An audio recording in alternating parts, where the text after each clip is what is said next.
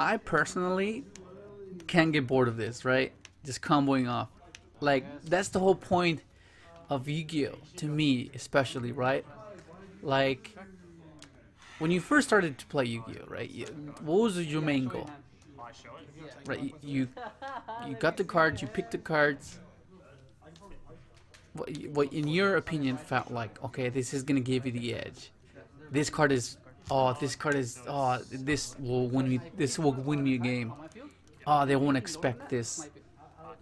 Oh, if I manage to get this combination of cards, odds are I'm gonna win. Like that to me, that's what Yu-Gi-Oh is, right? Like that's what is that's from that's how it just I guess it captivated me to the point where I enjoy it so much, where you just develop some sort of strategy and innovate it as much as you can, as much as possible, to have it be personalized to you, your play style, and then get, like especially like nowadays, like everything is archetype based, right? Everything is already basically essentially built for you.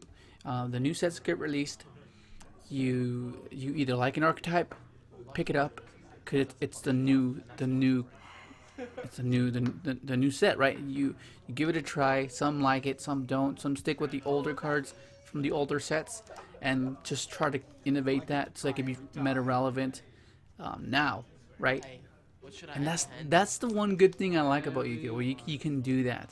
You can get older cards and have them like, dude, come on. I was playing Mystic Tomato. How old is that, dude? It's along the line. It's like on a similar like to Sangan. Like it's just so old and nostalgic to have it find some sort of relevancy. Like, so especially summoning Faker, like Mystic Tomato summons Faker. Like that's exciting, man. That is, I don't know. For others, like the majority of the player base will view things in hindsight. Majority of the time, they'll see something similar and write it off right away because they've seen it before. They know, right? And they're either just pessimistic about it. Oh, okay, yeah, it does that. But if you have this. But well, yeah, right. Of course, if you have an interaction, it's like that's one of the most. Yeah, while you're playing that. I wouldn't say. I guess it would be one of the most frustrating questions. Like, oh, what happens if they have this? Oh, does it lose to like 3 interruptions? Well, if you look at it, right, majority of the top decks, like even they can't survive 3 disruptions unless they open up insanely good.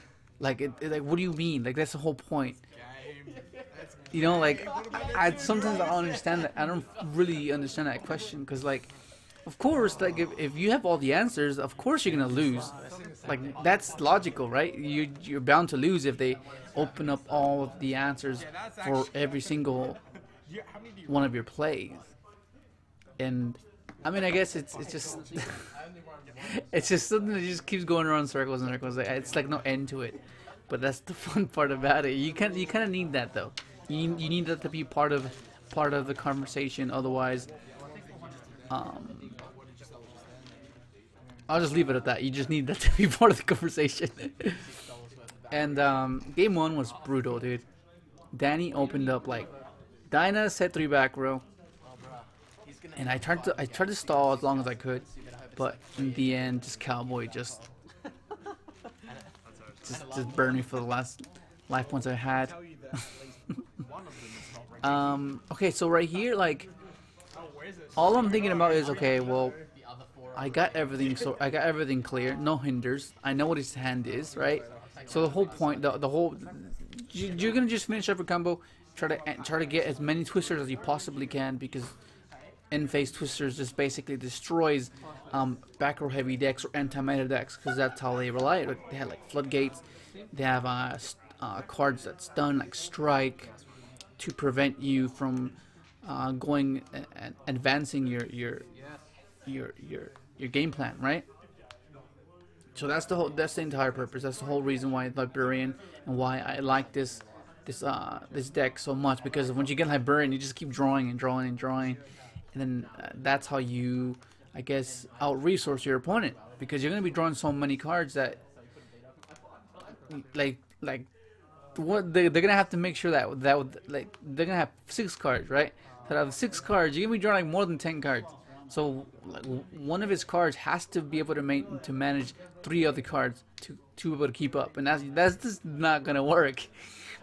And yeah, man, it's just that's the whole point of the deck. That's the whole point of the build. It's meant to overwhelm you. It's meant to be this way. Of course, you saw in game 1 the contrast of the balance of it. Like if you go second, it struggles, and it can be viewed as a glass cannon, I guess, label if you put it that way. But that's the kind of the point, though. It's like a I guess what would you call it? An insult way to label it, but there's other ways to, I guess, classify it, but it's just something that it's understood, but it's understood in that way where, okay, it's a glass cannon. Like, of course, if you're upset, if you just lost to this, you'll be like, you're pushing to be bitter, and you just put the deck down as much as you can, because it's like that's what happens when you get upset and angry. But I don't know. I just feel like sometimes people get a little bit confused of the entire concept of the game, right?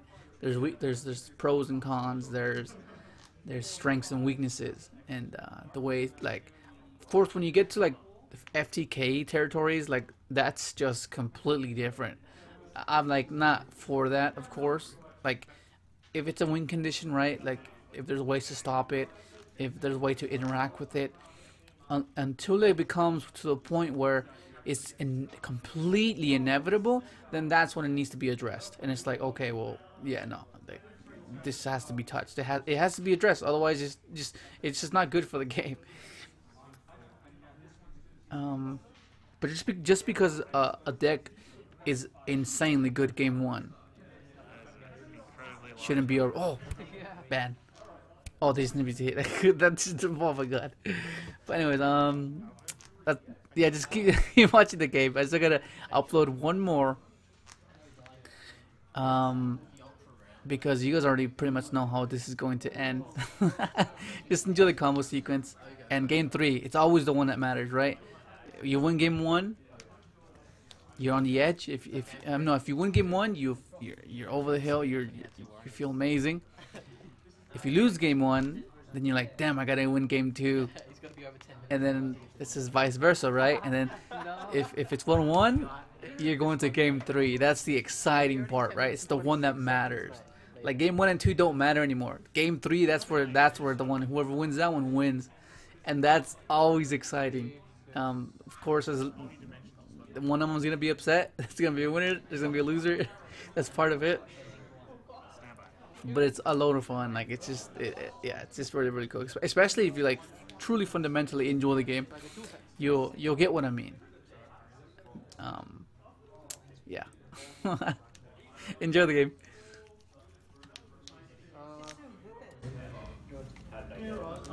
Okay, so after someone Sure, that's fine. activate back balance.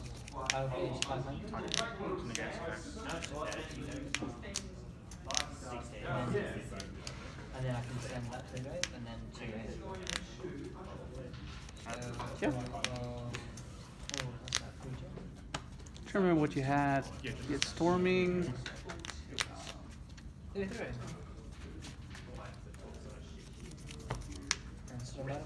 Activate protocol. And this goes to And then reveal multi-taker. Multi-taker effect. yeah. Battle phase. Tap it for hand. Yeah. Okay. One more attack. Then Yeah. Take 5. Yep. Activate multi-taker strike, special summon from my hand, and when you special summon, I can special summon one dice from my deck.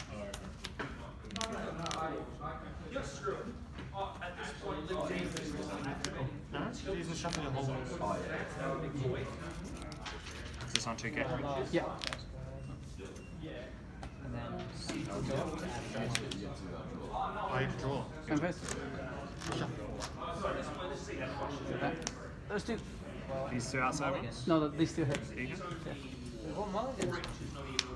Shit's live. Okay. Shuffle my whole board to my desk. What? What is that?